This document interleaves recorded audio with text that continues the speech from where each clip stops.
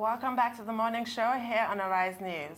Nigerian airline operators are presently locked in a battle of wills with the federal government over its perceived attempt to extend more operational frequency to Emirates Airline, the flag carrier of the United Arab Emirates. But beyond the merits or demerits of the desire of these local operators to control a greater chunk of the Nigerian market over any foreign competition, there are sensitive issues bordering on security and international rivalry, which the ongoing back and forth may have unwittingly ignited. For more elaborations on this, we've been joined from our Abuja studio by Kudla Satumari, founder and chief executive of Aero Keys Ltd, an avid aviator with a deep passion for flight safety. Mr. Satumari has over 30 years' worth of professional experience from both the public and private sectors. Welcome to the program. Good morning, sir. Mr. Satumari, good morning. And thank you for having me. Yes, welcome to the morning show. Good morning for having me. Thank you very much. Airline operators in Nigeria have been protesting against the incursion into the Nigerian market and the support by the Nigerian government. Airlines like Emirates, before Emirates, it was Ethiopian Airline. What really is the grouse of airline operators, domestic airline operators in Nigeria, considering the fact that, many Nigerians will ordinarily think, yes, Emirates taking part in the Hajj operations is good. Ethiopian Airlines operating within the local routes in Nigeria would, deepen the level of service, which at the moment is very poor. Why? Is this territorialism on the part of airline operators, or protectionism, or just fear, insecurity on the part of airline operators in Nigeria?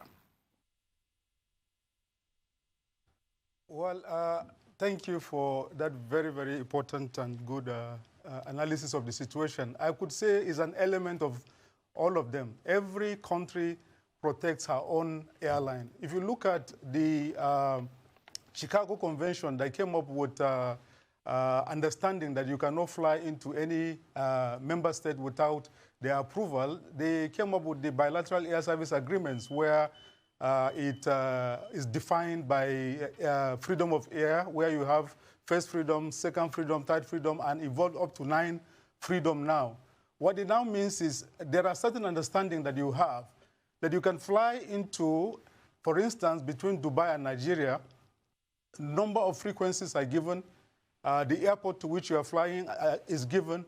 All those details I know you are familiar with. But the issue we are talking about now is, for instance, Air Peace acquired 3 Boeing 737s from Emirates, which is from Dubai. The same type of equipment that Emirates are flying into Nigeria. Now, Emirates is flying into Lagos, and now they are giving them another designation to fly from Abuja.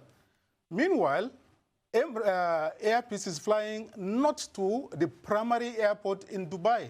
They are flying to Sharjah.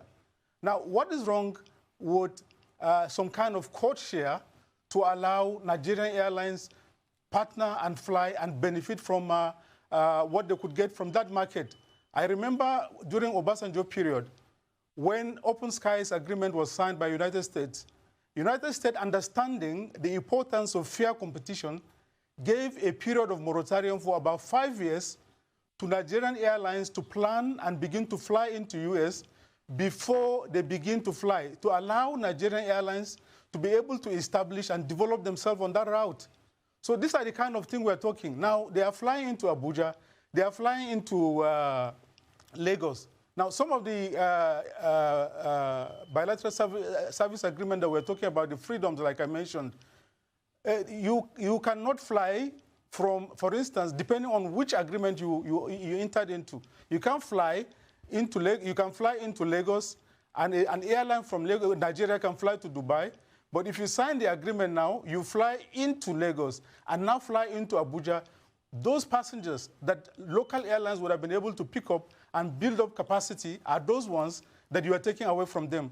And yet, you still want the local airlines to make money, to renew their fleets, to maintain the standards that is expected of us, that is making our people begin to fly the other airlines. So what we are saying is, let us support our local airlines and provide enabling environment for them to be able to thrive. Aviation business is very, very capital intensive. There are other forms of understanding that we can enter into without necessarily killing the local airlines.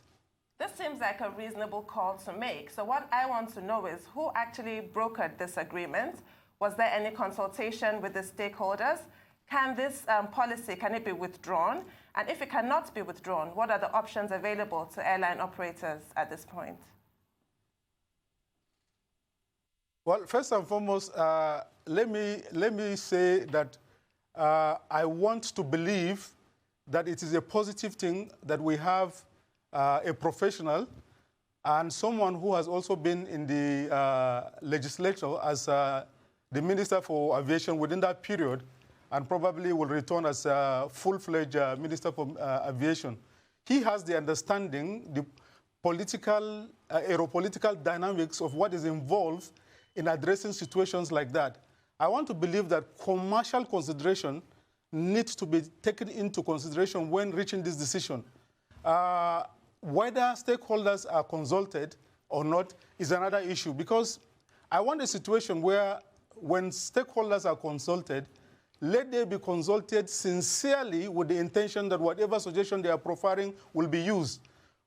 Some of us are aware about what happened when the renovation of the runway in Abuja happened some last year or thereabout, when operations were suspended and moved to Kaduna. It was the consensus among all stakeholders and professionals in the industry that we could do that while limited flights are allowed to operate from Abuja. But it was as if the minds of those that are going to take that decision was made. I am not diminishing the fact that we had the completion of the runway on budget and on time, but it could still have been on budget and on time, and it would still have been operated and done while limited flights are being done into Abuja, because the operational cost that was incurred by airlines moving in and out was not factored into the consideration. So that is why I'm saying that there may be other information that stakeholders are not privy to that is informing the reason why some of these decisions are taken. And if we don't cry out now, maybe because as a result of the cry out from stakeholders, they are now saying that no, it is only for the period of the Hajj operation. So it is important that stakeholders work hand in hand with the authorities and create the enabling environment that is sustainable, that will enable the local airlines grow so that we can be very competitive. So as regards to who makes the decision, even though consultations may not have been done widely, that is what we are trying to find out, and that is why we are putting pressure to make sure the right things are done.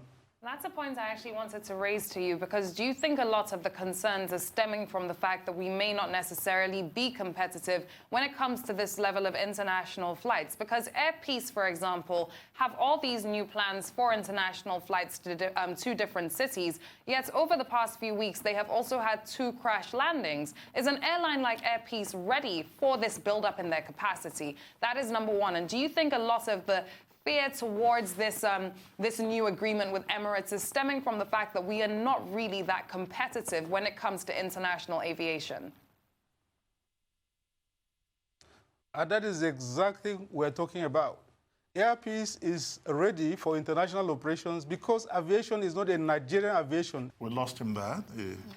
Again, audio problem. Aviation is not a Nigerian thing, of course. Aviation is international, but we have so many domestic problems when it comes to aviation. And if domestic airlines cannot get it right yet at home, are they ready for that build-up in capacity? Are they ready to compete internationally? Look at what happened with Aero. Well, the one point that airline operators in Nigeria often make is that in other parts of the world, government protects that market and supports because of its strategic importance. Oftentimes also they give subsidy. And I think once in this country, we've had the federal government providing subsidy for some airline operators. But at the end of the day, what did we get out of it? All kinds of stories of mismanagement, of lack of transparency and accountability. And you recall the famous case of Virgin Atlantic, Virgin Nigeria. Virgin Nigeria that even came, assessment from into the country. Richard Branson set up an operation here. They had offices all over the place. But Richard Branson famously had to pull out of the Nigerian market because, you know, he couldn't cope with the kind of standards, the kind of ethical practices that we have in our market here. So one way is good to, you know, blame the government, to blame the authorities, but there are other issues beyond the authorities. It's about the nature of the business environment. Yes, I'm all for support, you know, a critical industry like that, help to raise the capacity of domestic airlines, but at the same time, who used the word about competition, you know, the ability to compete, competitiveness. I think it was you that talked about it. So it's not enough for, you know, Nigerian aviation operators to say, well, just protect us, because in the face of the African Continental Free Trade Agreement and the Open Skies Agreement that is part of that document, we're going to have more airlines from other parts of the world and from particularly Africa, other African airlines, coming to the Nigerian market. And if our people do not have enough capacity, you know, to engage in reciprocity and also to compete, then we'll just keep complaining perpetually. Honestly. Do you want to compare any airline in Nigeria to Ethiopian Airline or to Kenya Airline or South African Airways? Yes, you mentioned like a few months ago. Maroc. Yes, that's very good. A few months ago, Ethiopian Airlines approached the Nigerian government and offered to help us with the national carrier. Of all the humiliating offers, and they were like, oh, it's so important. Ethiopian Airlines is #1 in Africa. Yes, but it's humiliating for Nigeria. It just is that we don't have any of those facilities. Why is Ethiopian Airlines #1 in Africa? As Why they're not offering us that, we are there speaking about Nigerian Air that never came to fruition, or never Air Nigeria that never came to life. We saw a logo, and that was it. And I don't agree with him with all that praise of Hadi Sirika. That was an absolute debacle. I was going to tell him that, look, you are overpraising Hadi Sirika. He needs to answer questions on what he did with Nigeria Air, that they promised to do a lot. And he was describing him as an expert, as a knowledgeable man in aviation. He hasn't demonstrated that, even if the president has brought him back into his cabinet. I think it's quite audacious to actually come out and say that, given everything that's gone on, to be very honest with you. Absolutely. Well, we'll take a short break now. When we return, we'll continue with this chat on aviation. Stay with us. Welcome back. Still with us in our Abuja studios is Kudla Satumari, the founder and chief executive of Aero Keys Nigeria Ltd. Welcome back to the program, Mr. Satumari. Before we lost connection to you, unfortunately, I'd asked you a question with regards to the competitiveness of an airline like Air Peace that now has plans for international aviation. Yeah, thank you very much for that question. I was about to say that Air Peace is prepared and ready for international operations. And I said that there is nothing like a Nigeria aviation. It is a universal aviation. And we have recommended minimum standard of practices that is expected of every airline to be able to embark on that kind of operation. And Air Peace also did proving flights where they are certified, ready, and set to go. And I made reference to the fact that Air Peace even acquired the equipment we are talking about from Emirates in Dubai, maintaining the same cabin configuration and specifications. So in terms of comfort and luxury of the plane, they are the same aeroplane, the same manufacturers, and before they can also be allowed to fly, those things are taken care of. So to that extent, yes, you made mention about few accidents that happened with Air Peace. Investigations are still underway. We do not know the full outcome of that investigation before we begin to say maybe some of their safety standard operating procedures are suspect. So I want to reassure the traveling public that stakeholders are not crying wolf when we are talking about protecting the local airlines. Recently in Kenya, just a few days ago, similar request was made by Emirates to the Kenyan government, and it was refused. So a few years ago, we had cry out from American airlines about how the government of United Emirates are subsidizing the airline, thereby making them able to fly at lower cost than other airlines and making it very difficult for them to be very competitive in pricing. These are the commercial elements that we're talking about. What is wrong in having some kind of code share? If you are not able to bring us into that competitive environment to operate, for instance, when you code share with an airline that is established, it gives you visibility on that route. And you begin to learn and develop also to be competitive.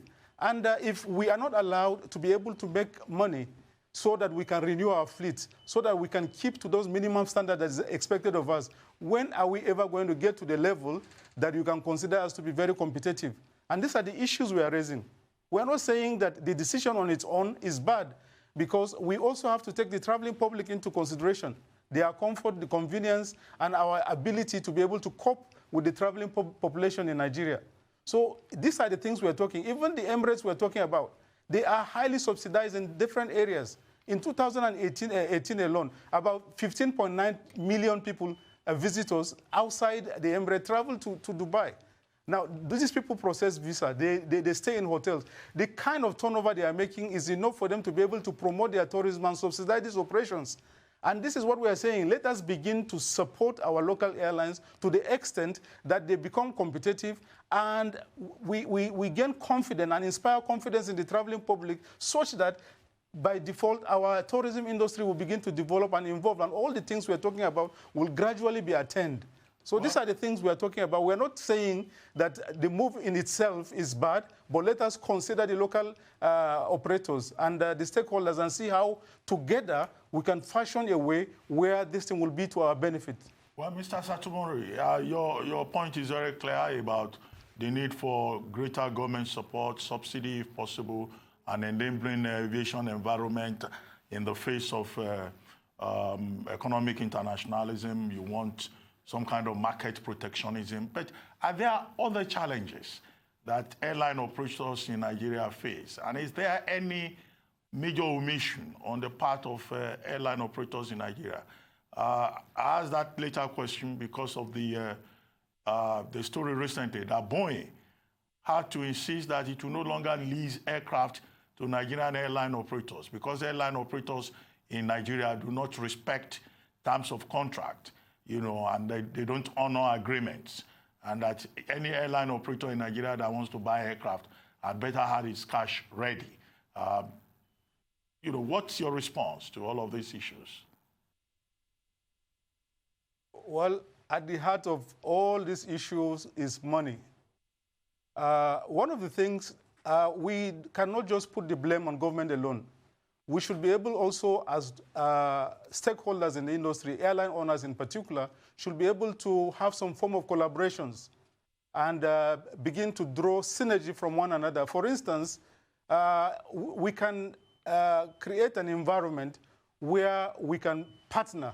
For instance, from Lagos to Abuja, you have airlines departing, 2-3 airlines departing by 7 o'clock. And they are departing with less than half the capacity of the plane. What about coming together, rescheduling our flights such that we have one depart by 7 o'clock, another 7:30, another, and we are able to sell tickets to one another. And we can use some elements of code share arrangements where you can sell ticket on a particular plane such that we can reduce cost of operation, just like it is done in the telecommunications, where there is infrastructural sharing. You put your mast and you are able to put all your equipment on one, thereby reducing cost of erecting masts all over the place. Now, this is what we could do also as stakeholders and operators in the industry. But the heart of the problem is profitability in aviation industry is not high. The best you can get is 13% for a very profitable airline. Now, there is no bank in Nigeria that gives you a loan at an interest rate of 13%. Cost of funding is very, very high. So what amount of money will you be able to make to keep to your contractual agreement as regards to payment, servicing your debts? Cost of fund is very, very high. So these are things that are beyond the capacity of local airlines to handle without cooperation from government. The cost of running the aeroplane, infrastructures, all those things are constituting problems for us to be able to manage and run airlines effectively and efficiently. And now an opportunity comes where airlines can benefit from such kind of arrangement where we can draw royalties from other established foreign airlines like the one we're talking about now. If it were a code share, for instance, at a zero cost, I can be benefiting by selling ticket On Emirates Airline, if we have code-share agreement with their flight number and everything, their plane and everything, and we reconcile at the end of the day because the right has been given to me, and I use. Now, the difference between what has been happening in the past and what we are proposing is the fact that when you do this bilateral service agreement that we sign with these people, when they pay royalties, it goes to government. And those monies are not managed effectively and efficiently as should it be.